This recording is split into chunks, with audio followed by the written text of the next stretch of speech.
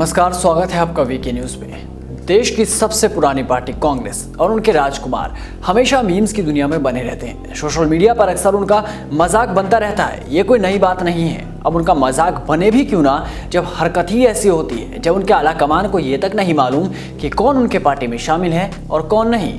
कांग्रेस की हालत ये है कि अब उनके पास नेताओं की कमी हो चुकी है। तभी तो बीजेपी के कार्यकर्ता को अपना नेता घोषित कर दिया। दरअसल मध्य प्रदेश में सियासी उठापटक जारी है। कांग्रेस के खेमे में गृह युद्ध जारी है।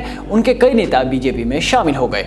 पार्टी के अंदर चल रही कलह के कारण शायद कांग्रेस के पदाधिकारी इतनी टेंशन में हैं कि उनको ये भी नहीं मालूम कि कौन हमारे दल में है और कौन नहीं। यही वजह है कि उन्होंने बीजेपी के नेता को कांग्रेस का पदाधिकारी बना दिया। लगता है अब तो कांग्रेस के दफ्तर पर भी भगवा लहराया जाएगा। जी हाँ, जिस शख्स ने 8 महीने पहले कांग्रेस को छोड़ दिया था और बीजेपी में शामिल हो गया, उस शख्स को अब कांग्रेस में एक पदवी भी दे दी गई। भाई कमाल है। पार्टी की तरफ से जारी पदाधिकारियों की सूची में उसका नाम है। यह मामला बताता है कि किस तरह से कांग्रेस के अंदर अभी भी धांधली चल रही है।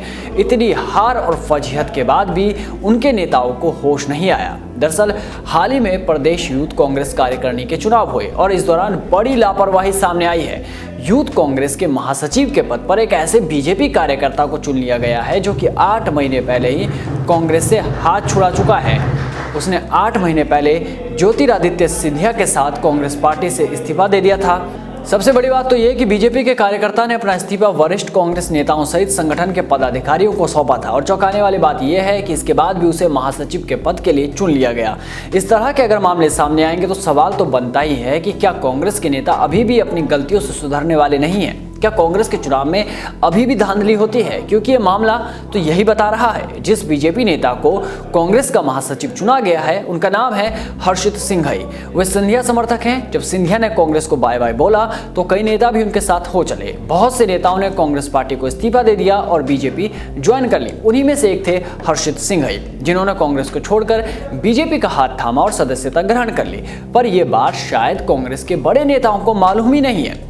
यही वजह है कि सबसे ईमानदार पार्टी कांग्रेस के अंदर पूरी ईमानदारी के साथ चुनाव हो और किसी ऐरे गहरे नत्थु खैरे को चुनने से अच्छा उन्होंने बीजेपी के नेता को ही चुन लिया। ये चुनाव ऑनलाइन किए गए थे और उसमें हर्षित सिंघई को महासचिव पद का प्रत्याशी बनाया गया था। जब ये बात हर्षित सिंघई को पता चली तो उन्होंने कांग्रेस के नेताओं से संपर्क करके उन्हें इस गलती के लिए सूचित भी किया और नाम हटाने का अनुरोध भी किया था। लेकिन पार्टी संगठन के कान पर जू तक नहीं रहेंगी, उन्होंने इस ओर ध्यान ही नहीं दिया। इधर चुनाव खत्म हुए तो हर्षित सिंघई को 12 वोट भी मिल चुके थे और महासचिव के लिए चुन लिया गया।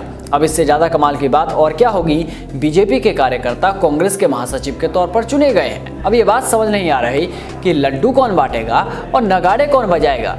क्या बीजेपी वाले इसकी खुशी मनाएं कि उनका कार्यकर्ता कांग्रेस का महासचिव बन गया, या फिर कांग्रेस वाले नए महासचिव के आने की खुशी में भंडारा करवाए?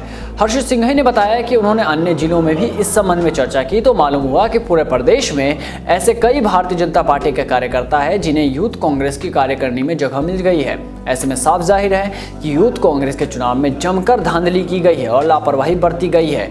वहीं अब इस मामले को लेकर हर्षित न्यायालय की शरण में जाने के लिए तैयारी कर रहे हैं। अब यह मामला कांग्रेस के उपहास का कारण बन चुका है। पहले जहां कमलनाथ ने कांग्रेस की खिल्ली उड़ाई थी, वहीं अब इस कारनामे ने कांग्रेस को निशाने पर ले लिया है और पार्टी में किस तरह से धांधली चलती है ये उसका जीता जागता उदाहरण है, जिसे कांग्रेस ने खुद ही पेश कर दिया। इस वीडियो में बस इतना ही।